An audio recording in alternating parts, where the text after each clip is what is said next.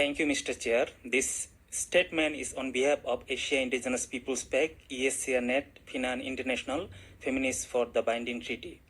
We are facing multiple challenges and threats from global loss of biological diversity, climate change, deforestation, land degradation, and human rights violations in the process of so-called development. Corporate actors, some represented in this room, are complicit in genocide, mass displacement, famine, and destruction of land and our nature in many countries of the world, including in the Democratic Republic of Congo, Guatemala, Nepal, Palestine, Sudan, Thailand, and beyond. As the states of Palestine mention, corporations instigate and sustain conflict, occupation, colonization, pollution, land grabs, and environmental degradation.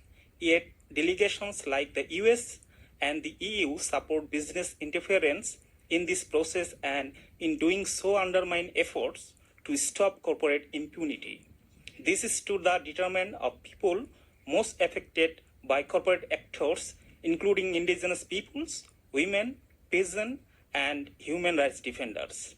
The impacts of development projects by corporate actors in the name of agribusiness, mining, energy, infrastructure, and commercial tourism profoundly affect indigenous peoples' individual and collective rights, including their right to self-determination and to free, prior, informed consent.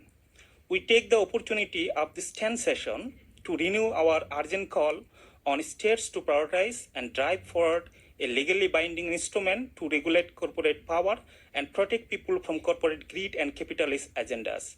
We call on all states to engage in the negotiations process this year and in the months to come in order to create a text that ensures legally binding for corporate actors, ensures the primacy of human rights in the trade and investment agreements, ensures access to an effective remedy and the implementation of extraterritorial obligations, provides for an international monitoring and accountability mechanism or tribunal with meaningful participation of people and communities affected by corporate power, provides for the protection of people most affected by corporate power, provides for the enhanced protection of people in conflict-affected areas, and prohibits any contributions, direct or indirect, of corporate actors to situations where atrocity crimes are occurring, establishes obligations on corporate actors to respect environmental and human rights. Lastly, ensures effective and gender-responsive remedy